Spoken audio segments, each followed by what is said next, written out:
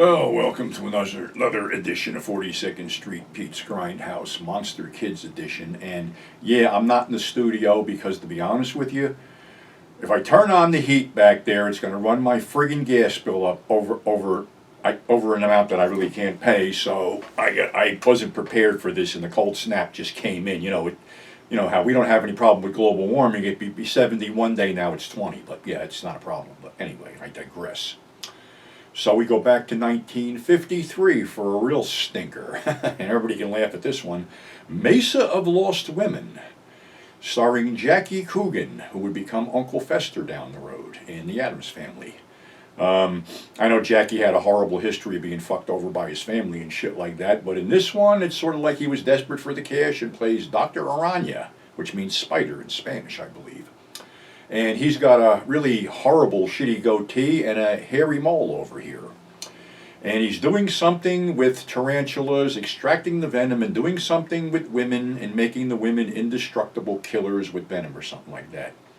So it starts off that a scientist is supposed to work for him, but when he realizes what's going on and how basically this guy's experimenting on men and women, and the women become these sexy, venom-infused predators, where the men become mutants or midgets or whatever. If you look really closely, you can see the perennial favorite Angela Rosito in there. I mean, prerequisite. You're going to have a little people in films, Angela's got to be there. But anyway, it starts off with they find this couple trekking through the desert, all dehydrated and stuff, and the guy goes, you got to stop them before they get away, blah, blah, blah, blah, blah. And it goes into this tale of how they were flying with this older gentleman and his younger bride on the honeymoon. And of course, the younger bride's attracted to the macho pilot. And then we have the guy who basically went to the lab and was kicked out, or didn't get kicked out. He was put in a lunatic asylum. He escaped and he has a gun. And he's going on the plane because he likes these people. He's sitting there smiling all the time. So the plane starts to develop engine trouble over this Mesa and is forced to land there.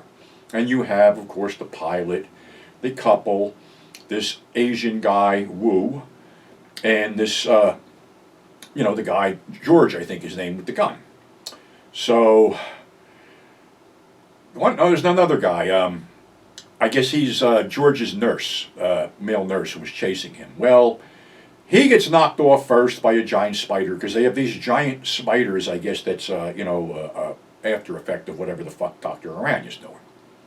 So, he gets knocked off by the spider. Wu, who we didn't know is actually in cahoots with Dr. Aranya, escapes and goes down there and tells Dr. Aranya something, but it looks like he was going to go back to the plane, so the women take him out. Confused? You will be.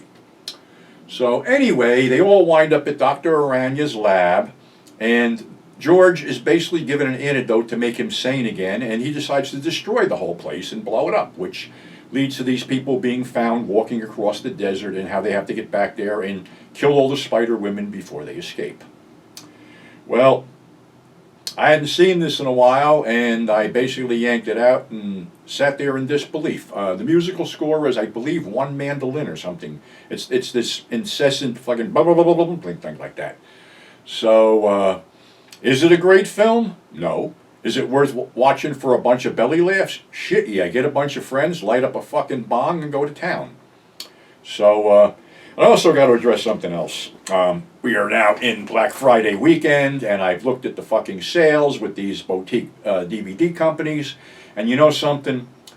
I got to throw it out there. You fucking people aren't giving nothing away. You jack up your retail, and then you basically knock a few bucks off, and you say that's a great deal. Well, you know something? It ain't a great deal. And if people wait and they're not so eager to jump on this shit, just wait till after the first of the year, pick up Edward R. Hamilton Bookseller, go online, and I'm sure you're going to find the shit a lot cheaper. Because I'm not going to pay $25 for Satan Sadist because you decided to release it individually and mark it up to $42. The same with all those Russ Meyer films that just came out, the three. The suggested retail was close to $50 a piece. Hey, Russ was getting $50 a piece for his friggin' tapes when he was selling the shit. And it ain't like the stuff ain't been around, because it has been. Then we go to the specials. Slave of the Cannibal God. you have the Code Red version, and you're releasing it with Walt Olson dressed as a banana interviewing Stacy Keach. That's not cool. And the other one, the Last Cannibal World, a.k.a. Jungle Holocaust, a.k.a. Carnivorous, a.k.a. Last Survivor, a.k.a. Cannibal, whatever. Okay, that has also been released by not only Media Blasters, but by Code Red, I believe. And it looks like it's the same thing. So all of these things you're tagging out at a high 40-something price tag and dropping it down to 24-something, bullshit, just wait.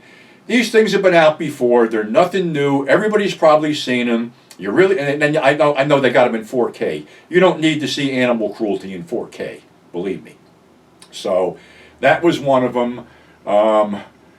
Kino Lorber had a sale, but it seems to be the same fucking titles every sale. It's the same shit. You know, it's all the Eastwood Westerns. It's all the Van Cleef Westerns. It's a handful of horror films. I see very little new stuff that's put on sale.